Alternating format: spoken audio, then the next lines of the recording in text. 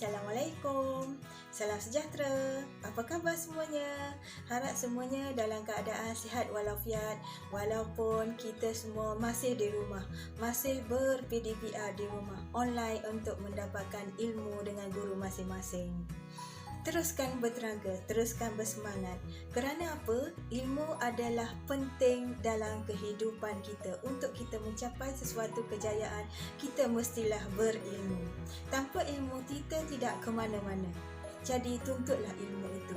Walaupun susah, ya, tidak di sekolah tetapi di rumah sekarang ni.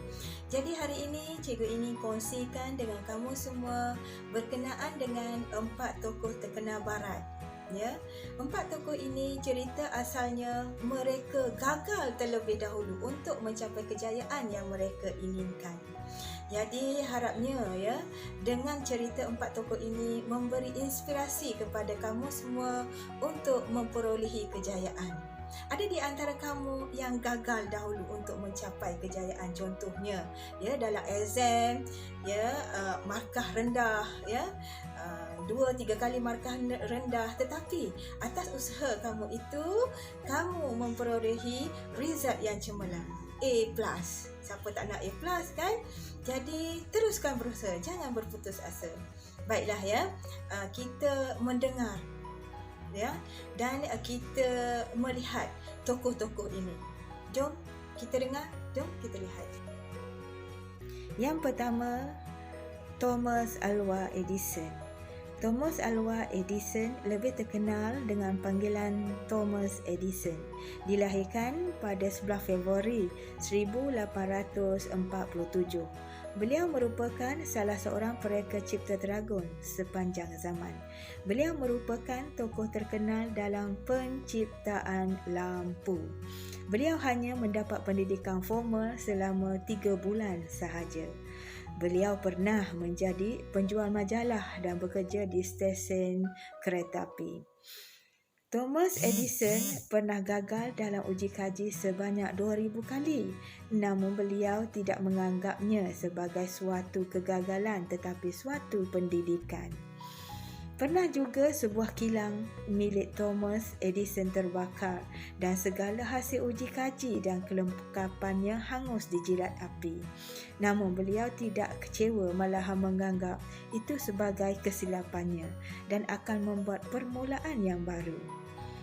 Kemudian beliau telah membina kilang semula dan mencipta kejayaan yang lebih besar lagi. Kata-kata Thomas Edison, beliau menganggap kegagalan itu merupakan suatu pendidikan. Yang kedua, Henry Ford.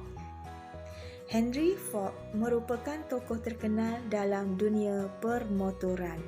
Dilahirkan pada 30 Julai 1863. Pada usia remajanya, beliau tidak suka bekerja di ladang. Beliau lebih berbakat dan mempunyai kemahiran semula jadi dalam bidang pertukangan.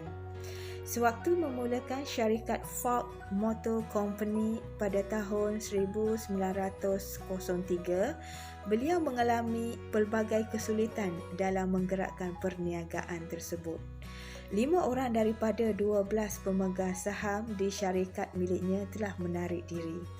Pada usia mudanya, beliau hanya bekerja sebagai mekanik dan pencuci jam. Namun, usaha gigihnya dan sikap tidak berputus asa telah membawa kejayaan kepada dirinya. Beliau telah dinobatkan sebagai pengasas kaedah pengeluaran besar-besaran, khususnya dalam industri kereta. Kejayaan beliau dalam dunia permotoran telah mengubah kehidupan masyarakat, khususnya dalam industri kereta. Dan kata-kata beliau adalah, kegagalan itu merupakan peluang untuk bermula semula dengan lebih pintar lagi. Yang ketiga, Albert Einstein. Albert Einstein merupakan tokoh terkenal dalam bidang fizik. Dilahirkan pada 14 Mac 1879. Tidak seperti bayi lain, beliau lambat untuk bercakap. Beliau juga suka mengelamun dan tidak banyak belajar ketika di sekolah. Beliau juga dianggap tidak normal oleh guru-gurunya kerana sering bertanyakan banyak soalan. Beliau gagal dalam peperiksaan kemasukan ke sebuah sekolah dan pernah tercicir ketika menuntut di sekolah menengah.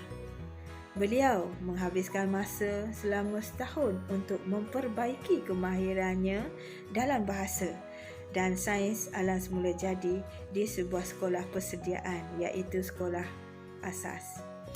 Albert Einstein telah berjaya mengubah pandangan manusia mengenai alam semesta melalui teori-teorinya. Dan kata-kata Albert Einstein adalah, jika kita termasuk dalam sesuatu masalah itu merupakan kunci peluang yang hebat kepada kita. Yang keempat, Abraham Lincoln.